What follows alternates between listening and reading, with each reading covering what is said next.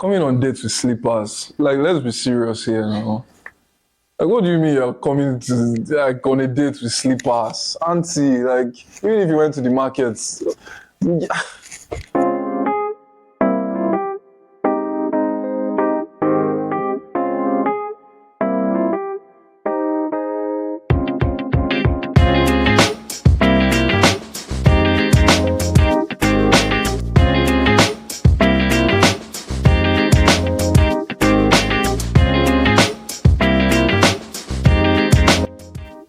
Topher is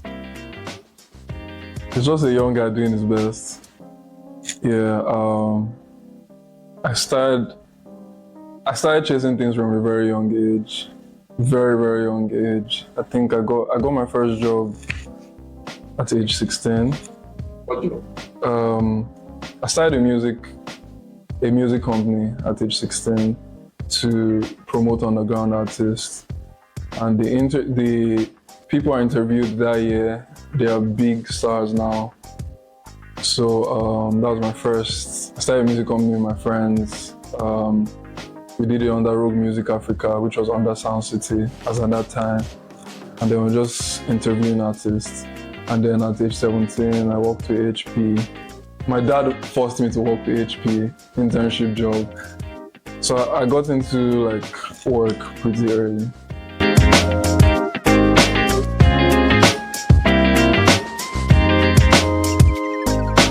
First intentional move I made was,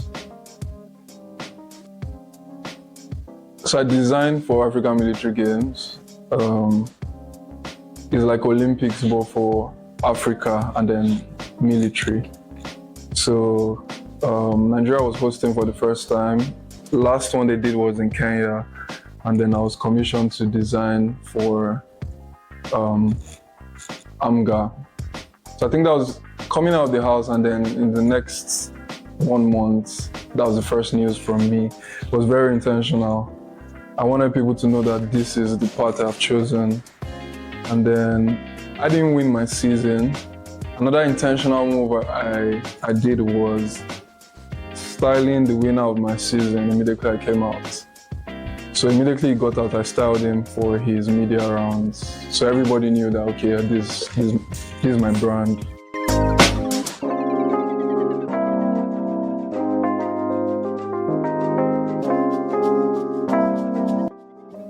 In uni, actually, funny story. So people always used to like how clothes looked on me, and they will assume that if I wear what Topher is wearing, I would be like him, or I would be fresh like him. Because we're young, so people would want to buy this shirt I'm wearing. No jokes. At the end of each semester, I go back home with like quarter of my box because people have bought like most of my clothes. So I was like, people like buying things from me or like wearing things I'm wearing. So I might as well just start making clothes. So that's how I started.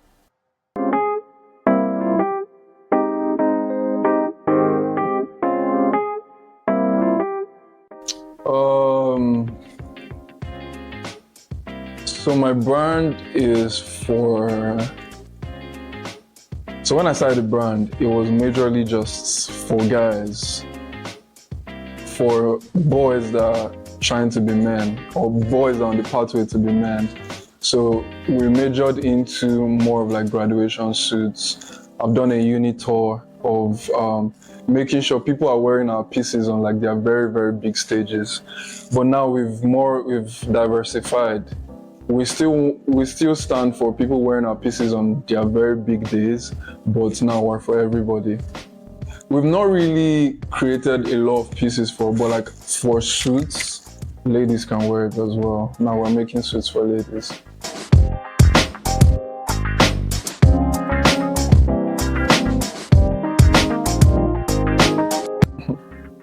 I'll say merchandise, the money is big. No, merchandise, the money is big because if you just get a contract, that's 1 year of sales from the rest. And it's more merchandise, your work stands the test of time. Like, I would forever be in history books that I made pieces for African military games. Even when I'm in my 50s, they would forever remember that when Nigeria hosted, Topher designed. So, and I'm all about legacy. I always want, what would I be remembered when I leave? So I would pick merchandise.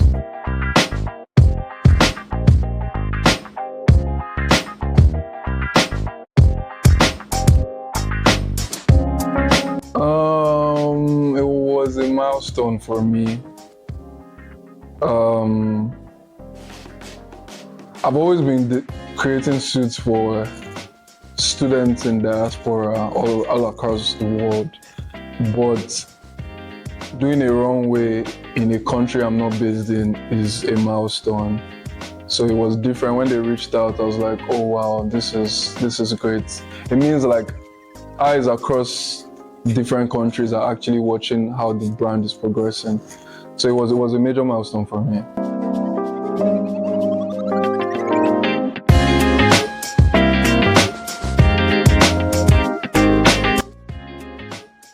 I'm super intentional. I know what I'm going to do in May. I know what I'm going to do next month. Every month there's always something to look out for. I just came back from Ghana, like I said. I went to style the winners of a reality TV show there. And because I wanted my brand to break into the Ghanaian market properly, and to break into a new market, you have to work with trusted people that the market can trust. So ordinarily just collaborating with them and then designing for them and styling them, they already know me. People that did not know me, they know me. So I'm all about planning. Failure to plan is planning to fail. I know what I'm going to do in the next 3 months. I know what I'm going to do in the next 6 months. And with God, I just always trust Him to just lead me right. So it's just all about planning. To stay longer, you have to plan. There must be something about you every month. And it's not just clout chasing, like in terms of your work.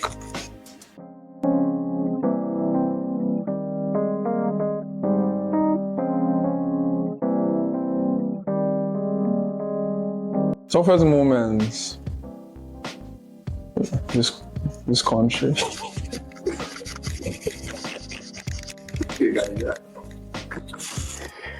As a business owner, like the production cost that I left in Nigeria is not the same production cost I saw this morning. In terms of fuel, in terms of just how many days I left to like.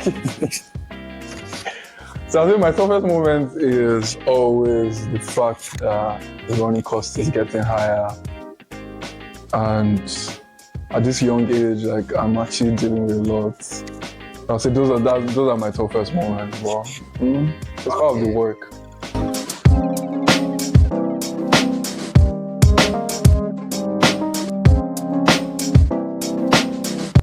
I would say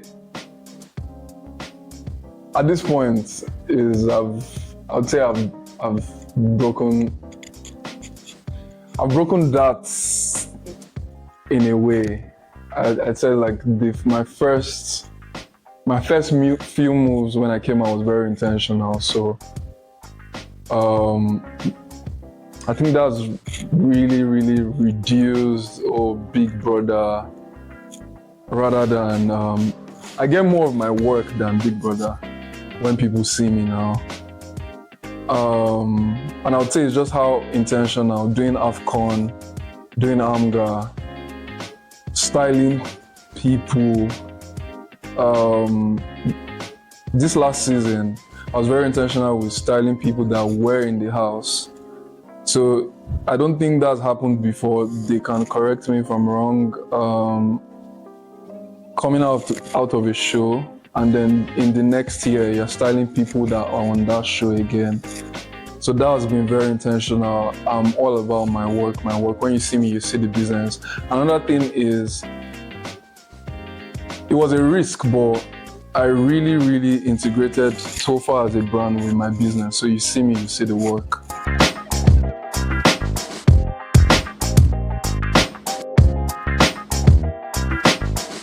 I just want people to remember me as that young guy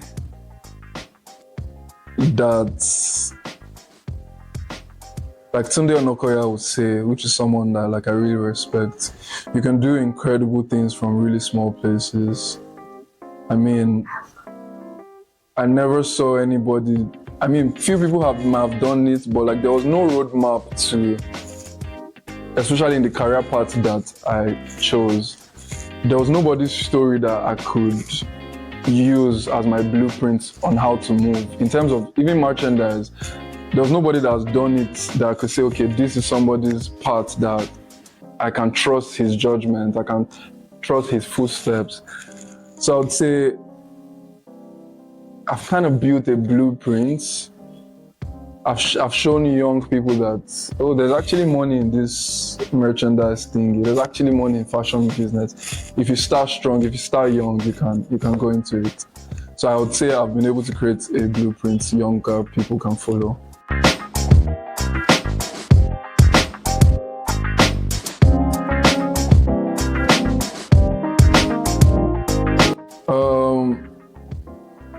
For Debonair Republic, like I said, I've tested the Ghanaian markets. They incredibly love like what we're building or what we're creating from Nigeria. And it has opened my mind to other markets as well. So for Debonair Republic, it's more expansion. We've done Ghana now. I'm looking at, God's willing, Zimbabwe, Senegal, of course South Africa as well. So yeah, more African countries. I want to create pieces for every African country because yes, Africa is beautiful. So using their stories to create pieces. So for the Benin Republic, more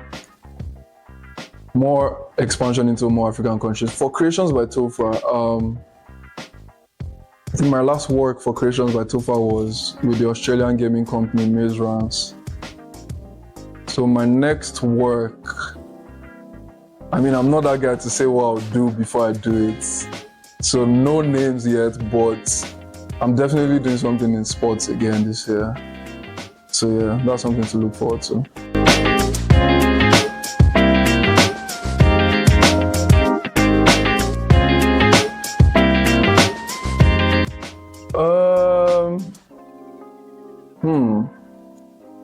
I mean, it helped in both ways because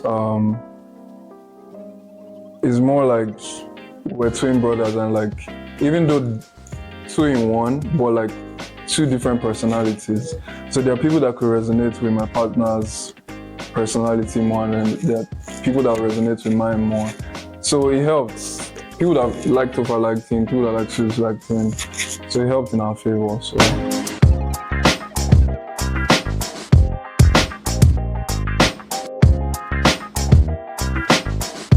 Oh no, like that's me. Like when I love hard.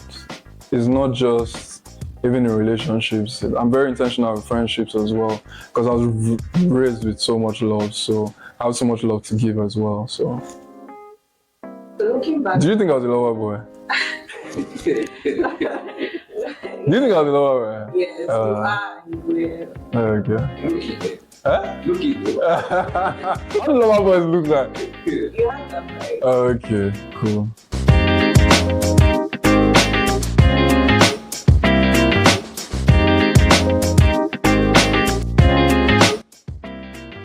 If I could go back to the house, I wish some people stayed. Yeah, I think it would have helped my game. If some people stayed a lot more longer, I think it would have added to like my story. But I think I was myself. No regrets. No regrets.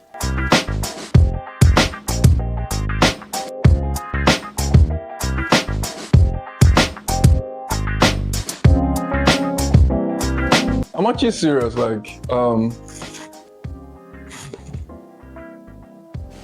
next couple of, I don't know when this is gonna drop, but next couple of episodes, you see that it's not just, now Road to Marriage is not just Nigeria now. I was trying to do one in Ghana. I'm going back to my motherland soon. So maybe Lagos is the problem. So I'm trying to see if I can meet other women in other places. Like, it's not just Lagos. People are just looking for love in Lagos, but like there are other places to look for love. But another thing is that people haven't noticed with Road to Marriage is, yeah, I'm looking for somebody I'll be compatible with, but it's storytelling. The different people that have come on Road to Marriage, they have different stories to tell. The last one I dropped was the lady that was telling how she's used to a culture abroad and then coming into Nigeria is different. So it's more like allowing people to tell their different stories, their different experiences with men from where they're from as well. So it's just more about storytelling. I'm telling my own story too in terms of going on dates with different people.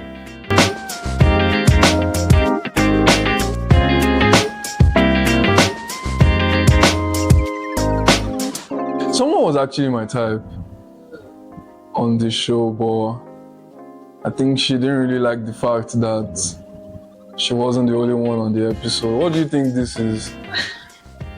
What do you think? Do you think is it your show? You came on one episode, you want me to just quit? Oh, wait. Like, calm down, I have other episodes to shoot.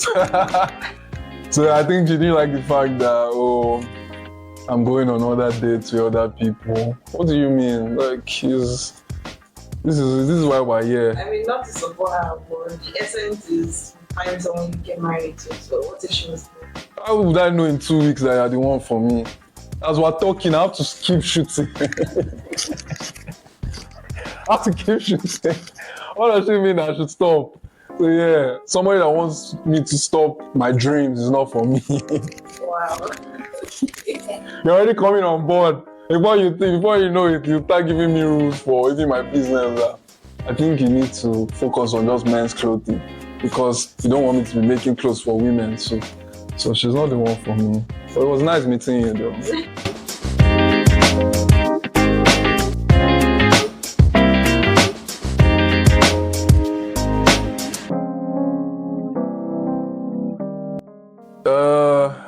Coming on dates with slippers. Like, let's be serious here now. Like, what do you mean you're coming to like on a date with slippers? Auntie, like, even if you went to the market. So that was the first red flag. I believe so much in appearance, like how you present yourself. If you're wearing slippers to a date that in quotes, might be serious. So what's on serious dressing to you? What would you wear? So yeah, that's my first appearance. Another red flag has to be someone that was all about like culture. I can't marry a man that is from. So what do you mean? Like, if you meet somebody that is not the best behavior but is from this place, I think people should be more open to like more different tribes, different people.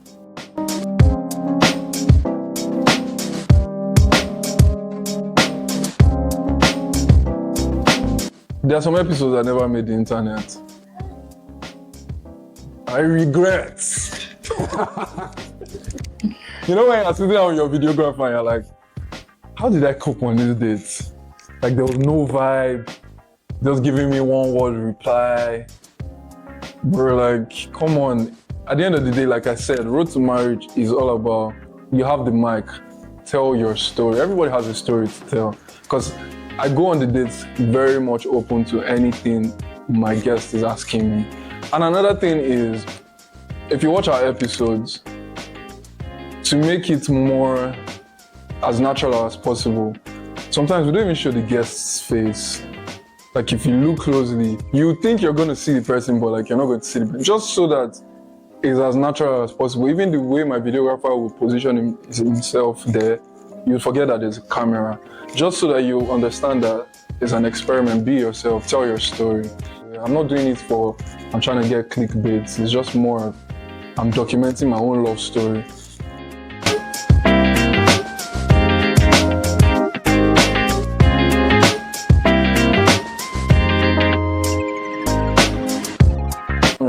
solid, man. But sometimes, yeah, like I'm spending my brand money on the girl. I could as well just kept it to myself. But again, is more of, so before Road to Marriage, my page was very serious, like Topher speaking, Topher traveling to do something. Road to Marriage is another way of opening up myself to people that follow me, so that they can see like other sides of me. Oh, this guy is fun, like to show people that you can have personality and be doing amazing stuff career-wise. You can play. Yes, I'm single, I'm looking for love. Yeah, okay, I'm documenting it. And next thing you see me is me doing something serious in my career. Like, you don't have to be all serious. So that's actually opened me up. And when brands come on board and say, oh, they want to be, seeing brands even coming on board to be part of my love story is amazing, because it will sponsor my marriage. So.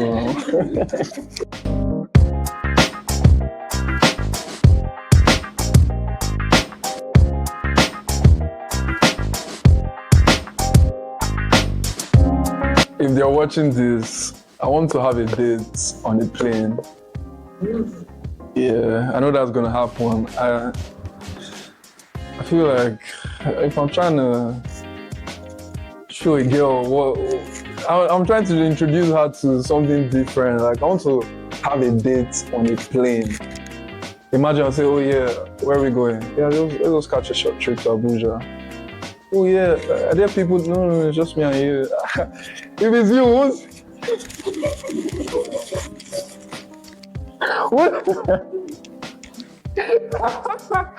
So yeah, airline companies, you know what to do. Call me.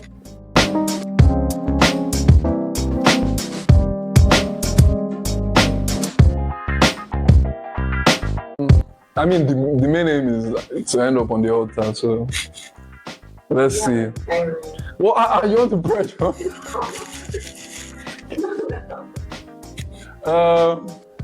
At some point, yeah, maybe early next year, 2 years, I'll flip the series to, I mean, a day like, no. Maybe I find a wife, I'm never going to do online couple. No, none of that. Serious? Nah, I'm not about that. I still want it to be just love me for me.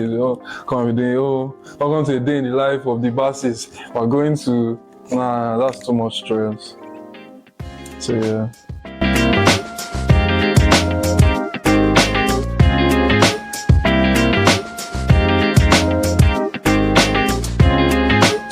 Actually, I was going to art class, so JJ, I was a science student. Yeah, actually, I have a major in computer science that I'm not using. I've just probably done, what was the name of that course they used to see themselves? And there's one course that's so funny. Mass communication. Because at the end of the day, most people in the media didn't even study that. So, how are we going? Where do mass comm people go? Where do they go? Because they're not most of them are not even in TV, radio. They go into other social, real estate. Oh yeah, real. So yeah, if I could go back, I've also gone to art class, JJ. So, I did computer science. I was good at it, but it's not for me.